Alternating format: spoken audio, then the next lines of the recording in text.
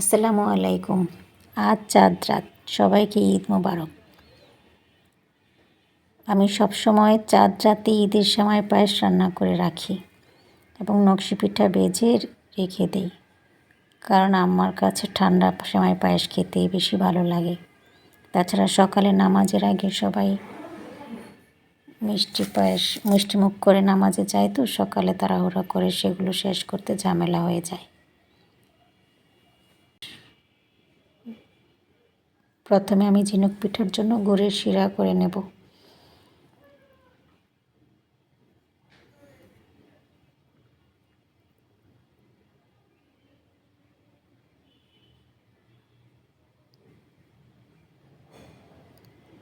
চুলায় গুড় বসিয়ে একটু নেড়ে চেড়ে যতক্ষণ না বলক ওঠার পরে, যখন একটু ঘন হয়ে আসবে তখন একটু পানিতে একটু গুড় দিয়ে দেখতে হবে যে গুড়ের শিরাটুকু কতটুকু হয়েছে।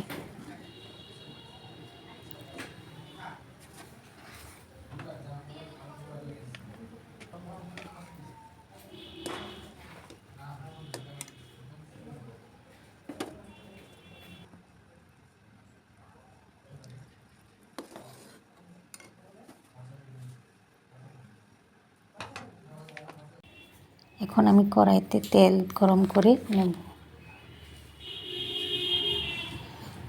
গরম করে পিঠাগুলো দিয়ে আস্তে আস্তে ভেজে নেব।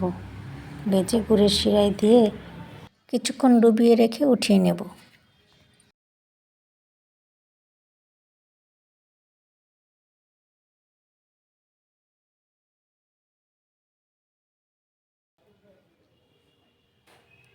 এভাবে আমি আস্তে আস্তে সবগুলো পিঠা ভেজে শিরা করে উঠিয়ে নেব।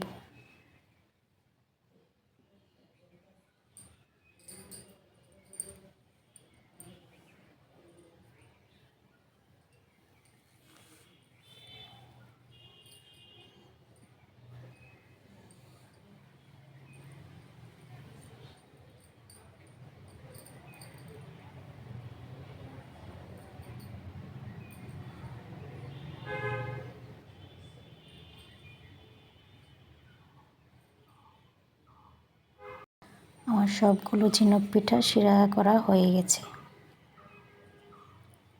এখন আমি সেমাই রান্নার জন্য একটা হাঁড়িতে দুধ চাল করে নেব। 1 প্যাকেট লাচ্ছা সেমাইয়ের জন্য 1.5 লিটার দুধ জাল করে নেব।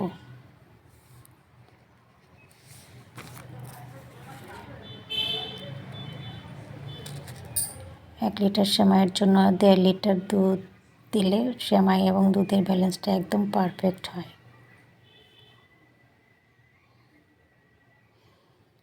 তারপর দুধটা বলক উঠে গেলে আমি এতে 4-5 টুকরো দারুচিনি এবং 7-8টা এলাচ দিয়ে দেব।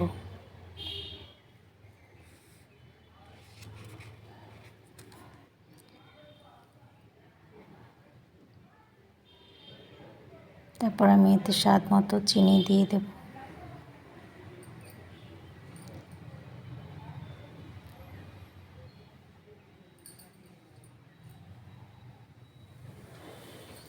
এখন আমি দুধ জাল হতে হতে একটা প্লেটে সেমাইগুলো ছড়িয়ে নেব।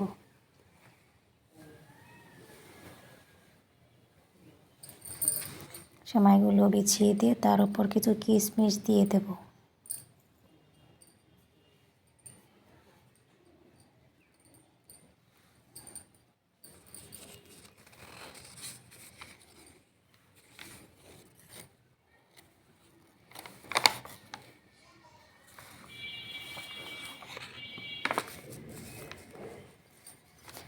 দুধে মিষ্টির ব্যালেন্সটা ঠিক রাখার জন্য আমি একটু লবণ দিয়ে দেব।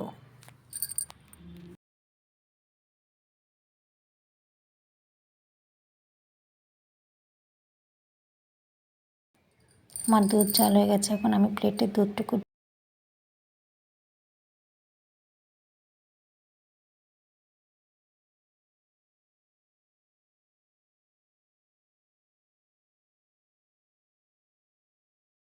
Final look.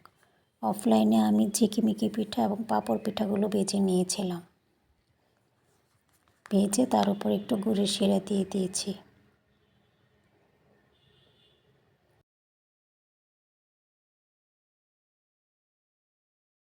বন্ধুরা, এই হলো আমার ঈদের পিঠা পায়েসের আয়োজন। এতক্ষণ ধৈর্য ধরে আমার ভিডিওটা দেখার জন্য সবাইকে ধন্যবাদ। আল্লাহ হাফিজ।